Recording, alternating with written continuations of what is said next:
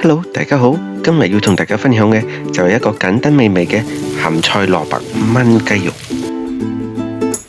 喺呢度我係用咗大概半隻雞，放啲鹽，將佢洗乾淨，然後浸一浸，大概10分鐘咁就可以啦。10分鐘之後，將個水倒咗，然後用清水再沖洗多2次。用個鉸剪刀將雞表面嘅多餘水分吸乾之後，就加入3匙羹嘅蠔油、黑豉油、胡椒粉同埋麻油就少少就得啦。然後加入 cornstarch， 將佢醃個半個鐘頭。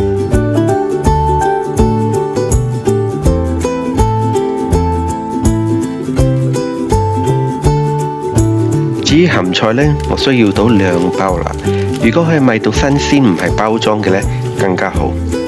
呢種包裝嘅鹹菜味道係比較酸啲，唔會鹹嘅，所以需要洗乾淨大概2次，然後浸喺水入邊15分鐘，就可以再清洗多1次，咁就可以用啦。然後將個鹹菜框同埋葉分開，切絲咁就可以噶啦。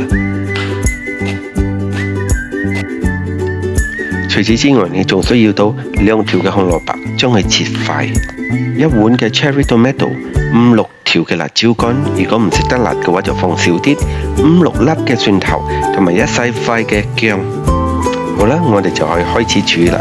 首先用少少嘅油，將醃好嘅雞肉煎到表面金黃色，唔需要煎到完全熟透，大概70%熟就可以攞出嚟啦。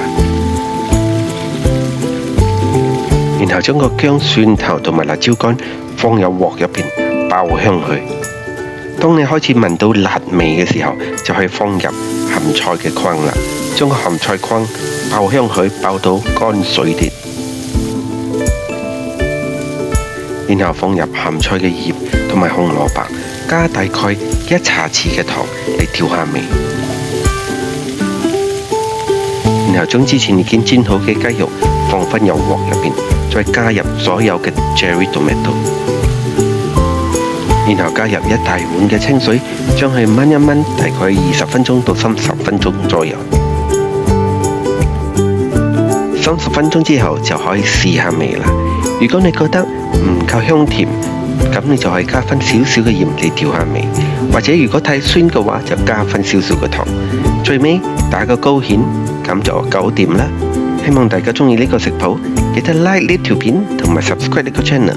因為我仲有好多簡單嘅食譜，同我 travel 嘅時候嘅美食同大家分享。